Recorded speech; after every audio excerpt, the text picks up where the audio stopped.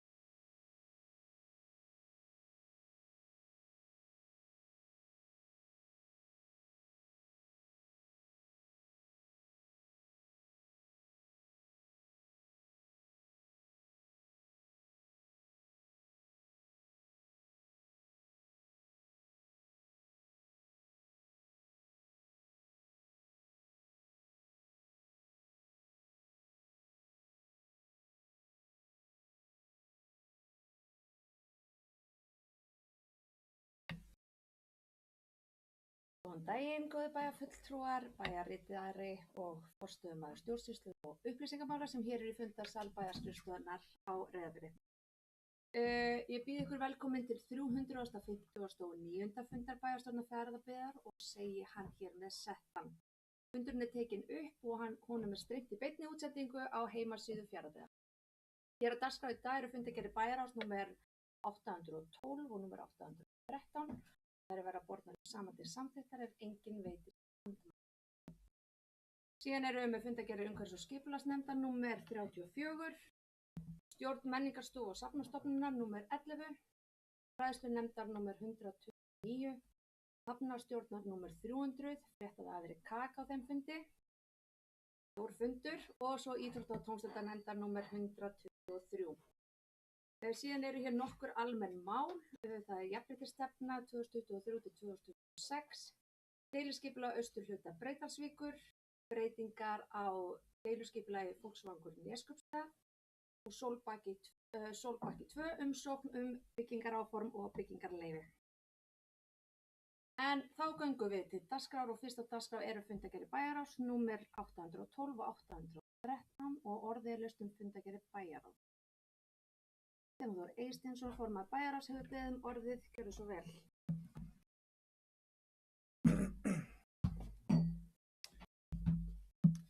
Frú forseti, og aðri starfsmenn. Var nú ekki hérna síðast en við langar að bjóða velkomin tilbaka Jón Björn Jónsson, starfa. Og líka sorg ný andlit fundin. En mér langar aðeins að fá að ræða fundargerð bæjarráðs 812. Þar langar mig aðeins að ræða mál 1.3. Framlög á árinu 2023 umsóknum til HMS. Það hefur svo mikið farið fram úr einum að það hefur verið mikil hér í Fjarðabyggð og hefur verið möguleg að sækja til HMS í þessa uppbyggingu af vissu leyti. Hún hefur bara höfum átt góð samtöl inn í bæjarráði, mikilvægt þess að halda því áfram inn í HMS til að halda uppbyggingu áfram. Það er ekki þar við að miða við þær umræður sem við áttum vona því að það verði neinn breyting þarna á, en bara frekar mikilvægt þess að við séum á tánum gagnvart málum og áfram.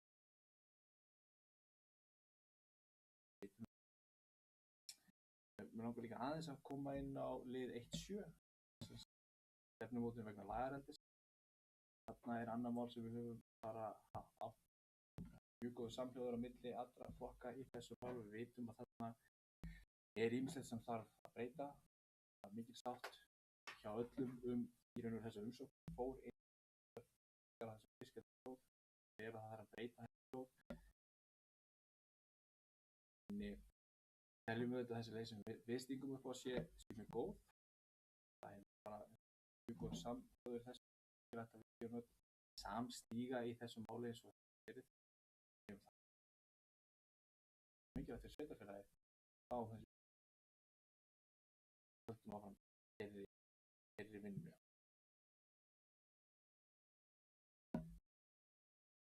Koma inn og kannski meira í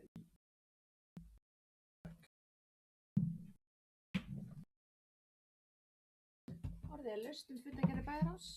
Já, Benedikt Jónsson, bæjarfulltrúi, gjörðu svo vel.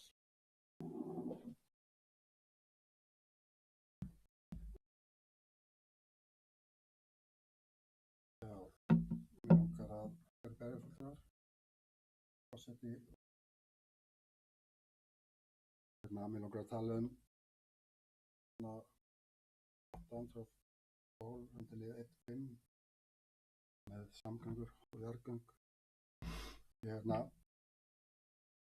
Þetta er mér töluvert nærri af því að ég fer þessa leið daglega til vinnu og það er verið að tala núna að velja að fara í jarðgöng sem að ég myndi telja að væri vert og gott að skoða miklu betur. Ég tók hérna saman að gamni eða gamni, ég fór að hugsa út í þetta hvað ég fer oft inn á milli og hvað að ég var að eyða miklum tíma í ferðir. Þá ég á hverjum degi í álverið og það eru 140 kilometrar á dag fram og tilbaka. Og á mánuði eru 3800 kilometrar og ári eru þetta 33. Það vantar 7 kilometrar upp að ég komast hringinn kringu jörðina í þessu. Ég tel þetta í 11 mánuði. Þetta samsvarar 25 hringjum umhverfis Ísland bara í vinnu. Þetta myndi breytast mikið með göngum, mjög mikið. Mjög vert að við skoðum það vel. Þetta er gömul hugmynd. Að skoðar þessar áætlunir á milli ára, þá er þetta alveg horfið út núna á síðustu áætlun sem að koma í staðinn.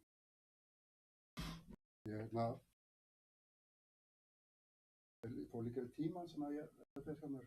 Það eru í viku fara 48 tímar sem ég sitja í rútu, ég er ekki á bílnum. Og það eru 532 tímar á ári. Það samsvarar 3 mánuðum í vinnu, 8 tíma vinnu til rútu til að komast í vinnu innan 4 dagar. Svo kemur færðin. Það er svona áhættu þáttur og blessaða skriðurnar sem að ég fer þá í gegnum í þessum viku. Og núna eins og regningi var að þá rón og tíman er faraðin í gegn, skriðurfall og skjátrun. Enga varnir í hlíðin frá hann. Og já, þetta er svona hluti sem að hefur verið að eftir að pæling tillaga með jarðgöng komið gegn, sem er vissulega ekki ný. Ég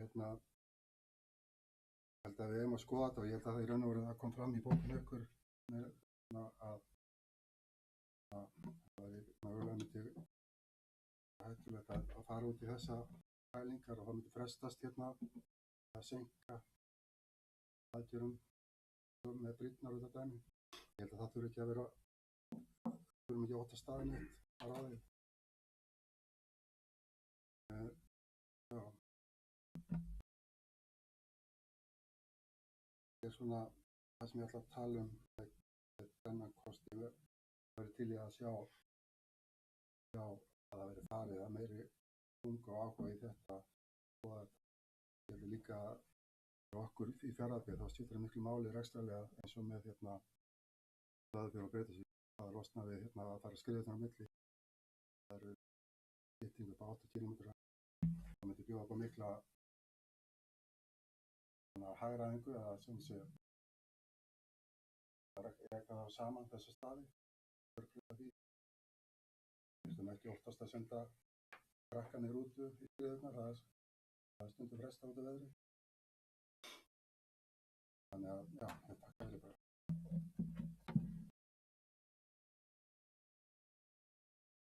Takk fyrir þetta, orðið er laust. Jón Björn Hákonarson hefur beðið orðið, gjörðu svo vel. Forseti, bæjarfulltrúar. Láta Bendit hafa gleru. Sjá alveg óbæð. Ég þakka fyrir að vera komin aftur og þakka fyrir góða kveður að koma hér aftur bara síðast fund og nú. Hér í þetta hlutverk eftir Leifi sem tókum sem bæjarfulltrúar. Og ég kom aðeins inn inn á síðasta fund bæjarráðs sem varamaður fyrir Þuríð. Sem þar situr og kom aðeins inn í þessa umræðu sem var og Bendit fór hér ágætlega yfir. Og kannski svona megin þungi þessa umræðu er eins og kemur fram í bókunum að það í sjálfum sér, ég hef aldrei hitt sveitarstjórnarmann á Íslandi sem ekki fagnar því að fá jarðgöng. Það er þetta jarðgöng mesta samgöngubót sem fengið og við sannlega þekkjum það í okkar sveitarfélagi, bæði með Ásfjarðargöng og Ásfjarðargöng sem veistu af hann sem okkar Fossvogagöng hennar langa og erfiða veg hér út Breiðafjörðinn og síðan Ásfjarðargöng sem veistu af Oddskar. Í síðustu ár hefur sveitarfélagi lagt gríðarlega áherslu á Suðurfjarðaveg af því að það hefur verið þekkt lengi að Suðurfjarðarvegur, hann er mældur í þessari evrópsku, ber öll þess merki að frá þegar að því svokallaða malbikunarátak var á tímanlega svona 80, þá var ákveða malbika hringveginn og stór hluta hringveginn var malbika við núverandi aðstæður, eða við þáverandi aðstæður, sem eru þetta ekki þær aðstæður sem við fáum í dag. Það sést nú best á Fossvogsfljóti að þar er þetta bara vegur sem er ekki að vinna að það. Síðan náttúrulega sem sé stóra málið hefur verið frá byrjun í þessum Suðurfjarðarvegi, það er þessar einbreiðu brýr, ekki síst. Einbreiðu brýrnar eru þessar, það eru 4 í dag en eiga að vera 3 í framtíðinni, samkvæmt frumhönnun á Suðurfjarðarvegi. Það komi 1 í Botnfossfjörð í stað 2 núna, hér á Sléttu, síðan Stöðvarfirði, botni Stöðvarfirði. Þessar brýr náttúrulega hafa sýnt það því miður að þær eru afrættar í ljósi núverandi umferðarþunga. Náttúrulega Slétta og umferðarþyngsta brú á þjóðvegi 1 síðustu ár. Fyrir utan hættu og því miður hafa komið þær atvik. Þá er það líka farnar að sýna það að þær eru með þyngdartakmörkum, þær farnar að standa samfélagum fyrir þrifum, ekki síður. Og það hefur verið svona megin svona krafa Fjarðabyggðar síðustu ár, svona óháð pólitík, að Suðurfjarðarvegur komist í forgrunn samgönguáætlunar. Það hefur allt of lengi verið á 3. tímabili. Tiltekin venja hefur hafið þær í heild sinni. Í síðustu að þar síðustu samgönguáætlun var hann verðlagður á 4 milljarða. Í dag er hann verðlagður á einhverja tæplega 7-8 milljarða sem er svona með daginn í dag. Það er þessari áætlun sem nú liggur fyrir Alþingi sem er samgönguáætlun 2024-2038. Eitt af því sem við lögðum mikla áherslu á síðustu árum við vegagerðina og samgönguyfirvöld var að þessi aðgerð yrði sett í hluta. Brýrnar eru settar í forgang, síðan vegarhlutina. Það ætti að vera með þetta sem eina heild inni. Ég gera það verkefni því við vitum það alveg að á samgönguáætlun hvað skipti þá að vera að berjast mikil tókst vega framkvæmd. Það er ótrúlega mikið magn þjóðvega og því miður takmarka fjármagn. Þetta er okkar hérstað. Þess vegna var það ánægjandi að sjá að í núverandi samgönguáætlun sé þó farin að sjá til lands í því. Þessi hefur verið skipt upp. Fyrsti liður er á fyrsta framkvæmdatímabili sem er Sléttuá og raun og veru finnst manni kannski enn grátlegast að Sléttuá eða Reyðarfjarðarbotninn átti að koma í tengslu við Fossvog. Það var gert ráð fyrir því útboði ganganna. Það er gerð þessi vegur yfir líka en því var sleppt þegar var verið að spara í notum. Ef við horfum á jarðgöng núna þá er það svona ákveð áhyggjuefni í samgönguáætlun. Það er engin jarðgöng fjármögnun í samgönguáætlun. Það liggur fyrir að hjá ríkisstjórninni að það er verið að horfa til innviðafyrirtækis sérstaklega fjármögnun sem ekki komin en þá kannski svona útlistun á. Það fullu. Það er mikil samkeppni sem við sjáum í þessari jarðgangaáætlun, drögum jarðgangaáætlun jarðgöng. Þau eru nokkuð mörg nefnd til sögunar. Mörg eru að klippa háa fjalli. Og einhvern veginn, þú veist, er það kannski líka veldur manni upp því að þó að sannarlega væri full þörf fyrir jarðgöng og síðan myndu klippa af eins og skriðurnar sem eru í eðli sínu þessar skriður og skriðurnar hefur sögur og svona Suðurfjörðum alveg á Hornafjörð. Skriðurnar á þessum stað þar skapast þetta. En ef maður leggur það á móts og það verður lagt á einhverja vogarskál, hvort það sé verið að klippa fjalli eða bara einhverju álöndi svegi, þá horfum maður bara á þessa röð, hvernig þetta getur orðið. Og stóra máli í þessu, það er sjálfsagt eðlilegt að ræða þessi mál áfram. Þetta má ekki vera til þess að Suðurfjarðarvegur. Það er samgönguvegur, þar eru þó komin inn núna verið settar einhvers konar hliðarferli eða sett aftur beintinn og jarðgangaáætlun með órannsóknum jarðgöngum. Þó að jarðgöngin séu til í skýrslu RHA voru sannlega í skýrslum vegagerðarinnar nokkuð mörg jarðgöng, nefnd þar með Lónsheiðargöng einnig, sem voru talin þjóðhagslega mjög hagkvæm á sínum tíma, hafa líka horfið út úr jarðgöngum. Þá mun það alltaf taka 2-4 ára að rannsaka jarðgöng. Það er bara lágmarks svona þegar mann fundist síðustu árum rannsóknarferli jarðgöng. Þannig að allt slíkt mun þetta hafa áhrif á framkvæmd verksins. Auðvitað búum við vel við að hér eru 2 önnur jarðgöng fyrir á svæðinu, sem er Fossvogur og Norðfjörð, sem eru mjög svipuð jarðgöng. Þannig að það er að byggja þeirri reynslu sem þar er. Kostnaður síðan við jarðgöng, síðast þekktu jarðgöng á Íslandi er Dýrafjarðargöng sem gengu afar vel. Það er kostnaður eitthvað sem mér hefur reiknast hér rétt. Kostnaður voru 12 milljarðar í uppgjöri. Það er þá kílómetrinn okkur 2,1 milljarð. Ég get sagt að með við verðbólgu síðustu ára og verðlagsbreytingar þá sem 2 ára þá verður konið og kílómetri. Í góðum göngum sem maður segir, í göngum sem lítil vandamál eru. Og þá þetta hefst þetta vogarafl alltaf hvað kostar hver samgönguframkvæmd. Hvernig skilar hún þá því markmiði. Þannig ég held að það sé mjög mikilvægt í þessari umræðu núna því að sannarlega og bæjarráð í umboði bæjarstjórnar í ágúst held ég að hafi verið samþykkti samhljóða umsögn samgöngu og lagði gríðarlega mikla áherslu á Suðurfjarðaveg í sín umsögn og sérstaklega Brýtnar þar forgrunni. Það var í forgrunni þó að allir Suðurfjarðaveg þurfa að komast á engu síður. Þannig að menn þurfa svolítið náttúrulega að gæta þessa að meginmarkmiðið var náttúrulega að koma þessu fremst á fyrsta tímabil 2024 2029, 5 ára tímabil og við erum núna á 27,8 minnum með Sléttá síðan á framkvæmd til 2 sem er þá 29 til 34 erum við með restina af Suðurfjarðavegi frá Fossvogarbotni, ströndina yfir til Breiðdals heildsins. Þannig að við þurfum að halda vel á þessum spilum núna að koma þessu verkefni áfram, missa það ekki niður því að þráttur í jarðgöng þá breytir það í að Brýtnar þurfa að koma.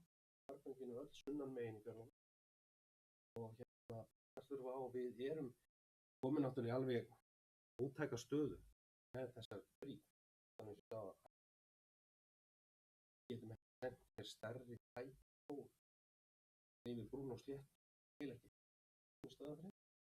Við erum eiginlega með Ásbúðsfjörð og Stöðvarfjörð í svona læstri stöðu þangað kemst ekki og byggja.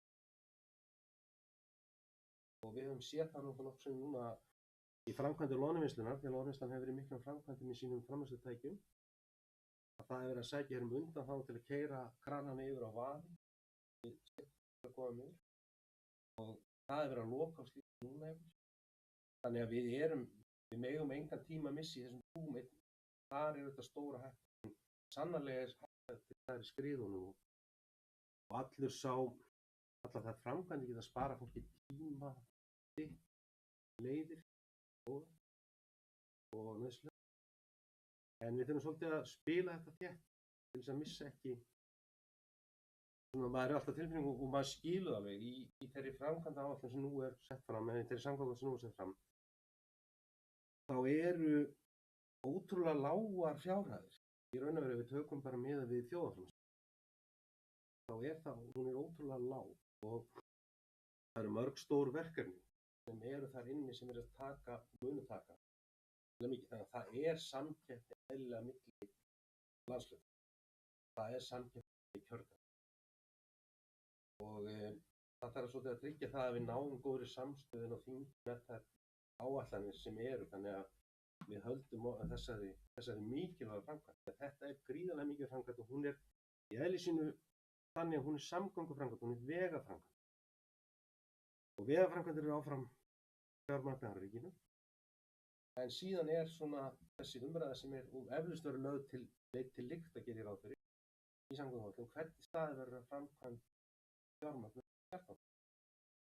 Það er náttúrulega uppi eins og við þekkjum öll úr umræðum þar á Alþingi að þar eru uppi ýmsar hugmyndir að fjármagna jarðgöng og öðrum fjármagn gegnum þetta innviðafyrirtæki sem ég hef heyrt fjármálaráðherra tala um. Sé möguleiki. Hugsaðu með gjaldtöku og við höfum nú ekki verið átt með gjaldtöku í verkgöngum. Í Fjarðabyggð sérstakt svæði að því leytinu til að hér sækir fólk enda á milli skóla, vinnu, heilbrigðisþjónustu fyrir þann sem býr á Suðurfjörðum og þarf að sækja bara heilbrigðisþjónustu til Norðfjarðar á sjúkrahúsi. Hann er fann að borga tvisvar gegnum 2 jarðir þann dag. Við höfum sagt að það þarf eitthvað að skoða þetta gjaldtökukerfi í heild. Við erum eitthvað að loka á það. Það getur ekki gengið ofan á svo skatta á eldsneyti og svo framvegis. Þannig að við þurfum að halda þétt á þessu, held ég að sé umræðan sé góð. En henni sé haldið svolítið þétt að því hvaða sýn við höfum og út frá þessari miklu þörf sem virðist vera á Íslandi samgöngubætur. Við höldum okkar stöðu þar inni. Því að þessi samgöngubót, hún þolir enga bið. Ég held að við Benedikt séum alveg sammála um það, eða nýverðið. Þetta þolir enga bið. Þessi vegur hefur verið eftir að vera þjóðvegi 1 og bara umferð jókst með hvort sem eru fólksflutningabílar, atvinnubílar eða flutningabílar, þá þolir hann það ekki. Hann er komin að þolmörk og löngum á þolmörk. Þannig að það var ekki fleiri hætti fórsti. Takk fyrir.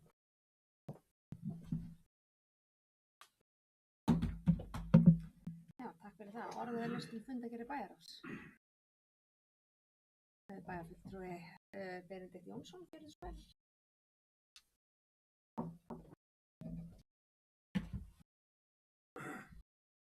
Ég bara að tala aðeins meira göngina því að mér finnst vera svona tala svolítið með sem að missa eitthvað lest og sem að býða að það sé búið að vera við hefum ekki missað af einhverjum. Dæmið er fyrir hendi eins og með þegar það farið í skriðuna þá erum við að tala líka um jarðgöng og það þótti of dýrt þá og farið í að gera skriðunar. Það bara vitum alveg með það og það er saman til núna. Ég held að við vitum all og ég veit að sjálfur að einn starfstími já eftir 6 ára eða 7 ári í álverðinu. Ég fæði kannski mögulega upplifa eina nýja brú hérna. Ég veit alveg þessa framkvæmdir að ég fer ekki að gera þetta í göng eða nýju. Ég verð starfandi. Þetta fyrir aðra en mig. Ég held að það sé rosalega, það sem ég sé við göngin er bara aðra. Það er bara sérstaklega líka fyrir okkur. Takk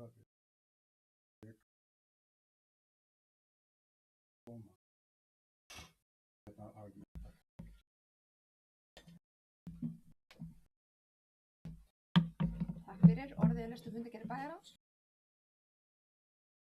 Mér langaði bara að bjóða bæði Ingunni Andrésdóttur og Benedikt Jónsson velkomin á sinn fyrsta bæjarstjórnarfund. Ég hef kannski haft að byrja á því en ég gerði það núna.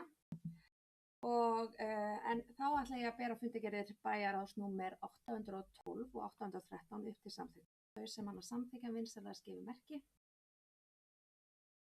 Það eru fundargerðirnar samþykktar með 9 atkvæðum. Næst á dagskrá er fundargerð umhverfis- og skipulagsnefndar númer 34 og orðið er laust hana. Þau eru Lillý Sigurðardóttir bæjarfulltrúi og formaður umhverfis- og skipulagsnefndar hefur beðið orðið. Gjörðu svo.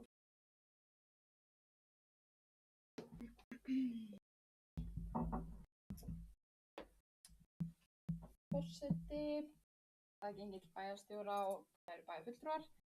Mér langar að koma hér aðeins upp og ræða fundargerð umhverfis- og skipulagsnefndar númer 34.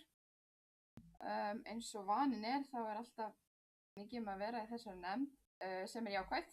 Það þýðir að það er uppbygging og það er kraftur í samfélaginu sem við höfum fundið. Mér langaði hér að til dæmis nefna þó kom hér aftur fyrir og eftir deiliskipulag Austurhluta Breiðdalsvíkur.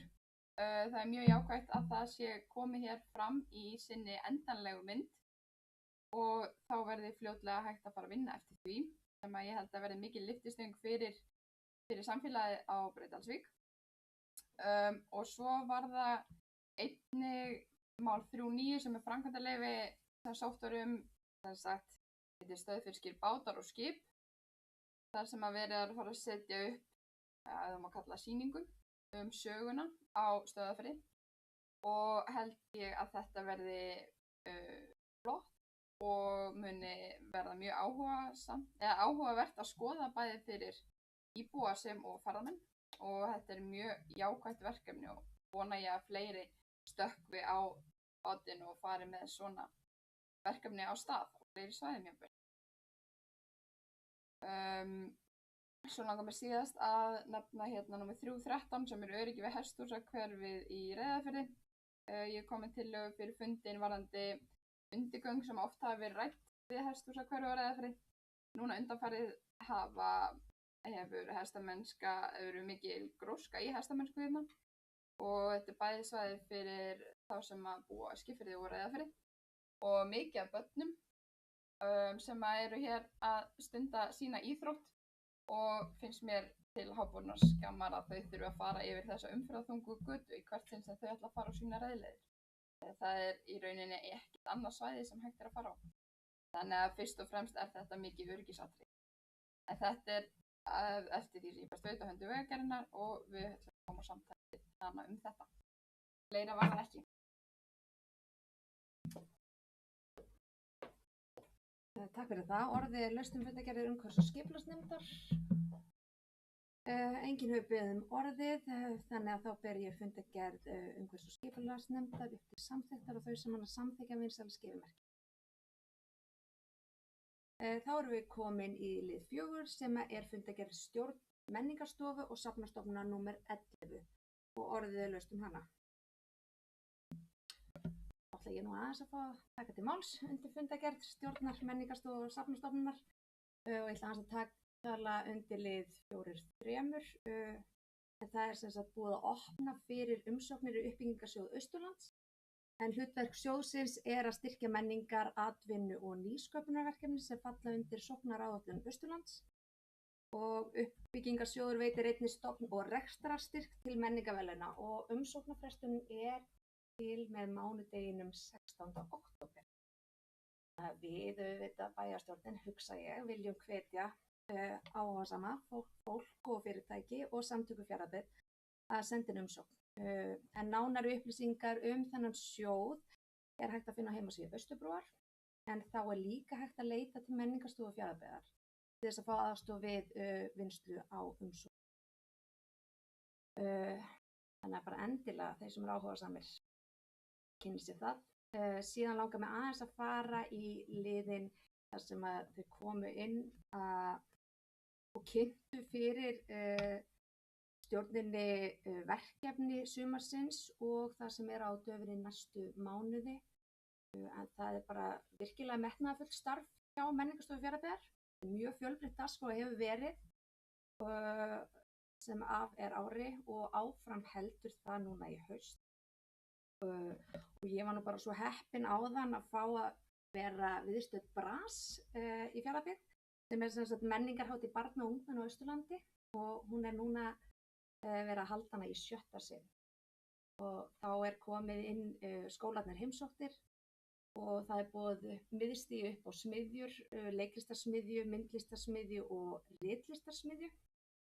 Og þetta var virkilega áhugavert og gaman að fá að fylgjast með þessu og ég er bara virkilega ánægð með hvað þetta er metnaðarfullt starf hjá menningarstofu og bara hvet alla til þess að kynna sér þá viðburði sem eru á dagskrá núna í haust.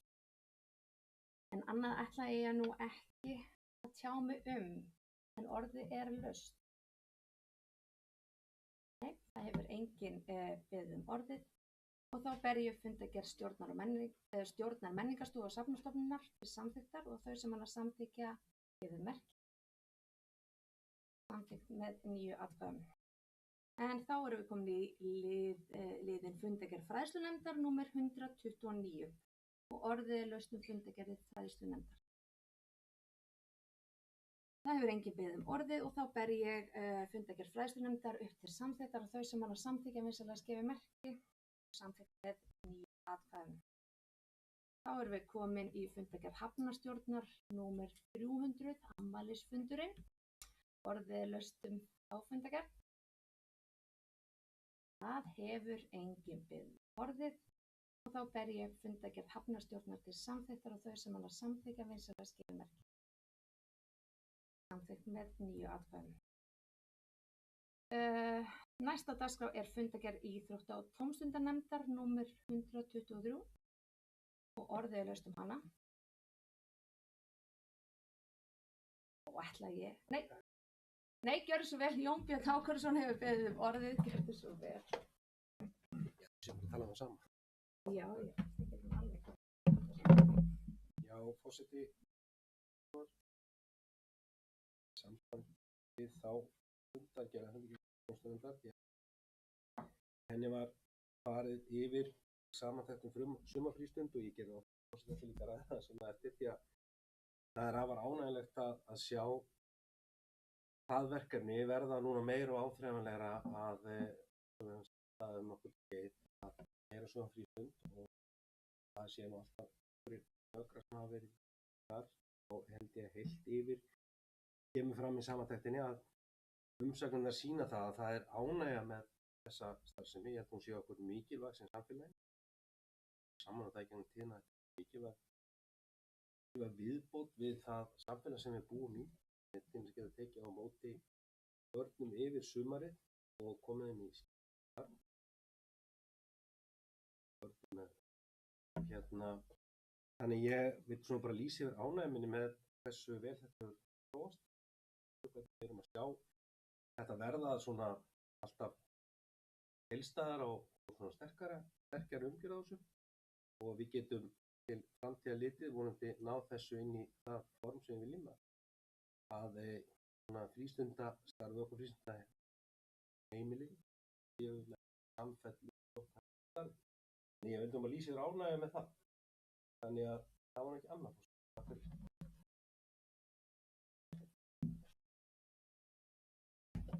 Takk fyrir það. En já, ég ætlaði nú einmitt líka aðeins að fá að taka til máls undir þessum lið því að það er bara virkilega ánægilegt að sjá. Það voru settir út sem sagt svona spurningalistar eftir sumarfrístundina og virkilega ánægilegt að sjá jákvæðu viðbrögðin sem að sumarfrístundin fékk.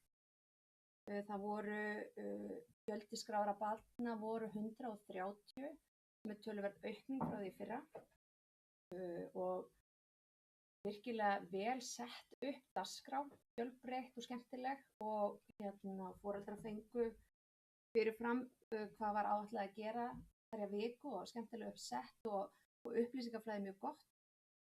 Og ég held að það hafi bara allir sem svöruðu þessari spurningu voru nokkuð ánægðir eða mjög ánægðir með starfi í sumarfrístund sem er virkilega gleðilegt. Og ég hugsa að þetta haldi bara áfram að dafna hérna á sumarfrístundin í Fjarðabyggð. Það var líka skemmtilegt að sjá að starfsmenn voru ráðnir inn undir félagsmiðstöðvar Fjarðabyggðar og fóru því á milli þegar það var út af því að kannski mismundi skráning eftir vikum þannig að það var kannski meiri fjöldi á Eskifirði en minni á Fáskrúðsfirði og þá fór starfsfólki á milli. Þannig að við náðum að manna, félagsmiðstöðvarnar náðu að manna sumarfrístundina vel og öll þau börn sem að sóttu að vera í sumarfrístund fengu inn. Þannig að ég er bara í mjög miklu hróstuð í dag. Ég ætla bara að hrósa og þakka starfsfólki fjölskyldusviðs og starfsfólki félagsmiðstöðvarnar fyrir virkilega frábært starf í sumarfrístundinni. Og ég er bara virkilega ánægð með hvernig þetta hefur náð að blómstra síðustu árum. En orðið er laust fundargerð íþrótta og tómstundanefndar. Engin fleiri hafa beðið orðið, en þá ætla ég að bera hana upp til samþykktar og þau sem hana samþykkja vinsamlega að gefa merki. Samþykkt með 9 atkvæðum. En þá erum við komin í liðin almenn mál. Og fyrsta mál á dagskrá undir liðnum almenn mál er jafnréttisstefna 2023-2026. Við erum núna að taka hana til seinni umræðu en á milli umræðna hafa verið gerðar óverulegar breytingar á orðalagi sem miða að því að gera orðalag stefnunar kynhlutlaust. Þannig að nú ætla ég bara að segja orðið er laust jafnréttisstefnu Fjarðabyggðar. Það hefur enginn beðið orðið Þannig að þá ber ég upp jafnréttisstefnu Fjarðabyggðar upp til samþykktar fyrir árið 2023 til 2026. Þau sem hafa samþykkja vinsæla merki, samþykkt með 9 atkvæðum. Þá erum við komin í deiliskipulag austurhluta Breiðdalsvíkur.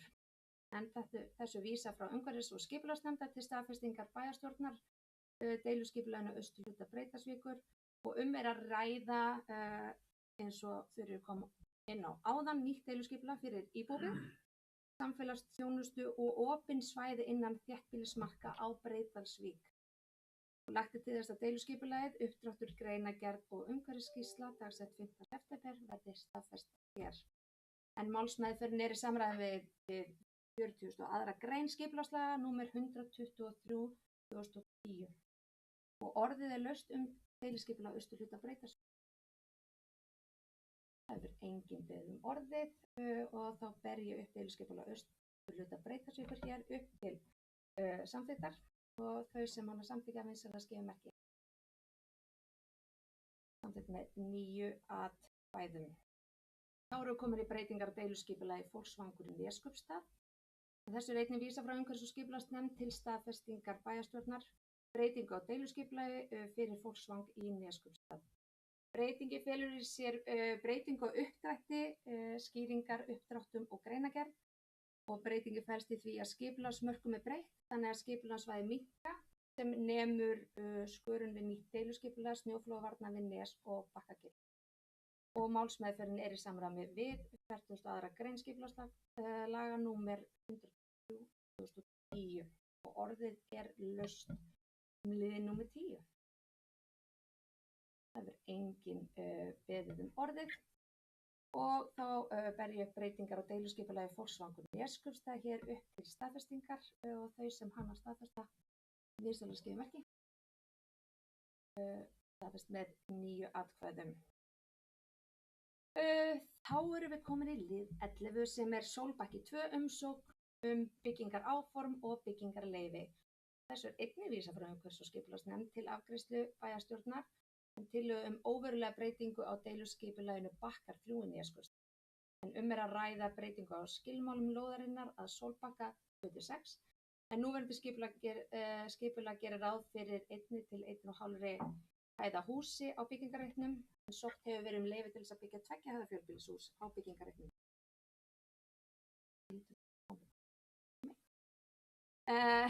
Grenndarkynningu vegna þess lokið án athugasemda.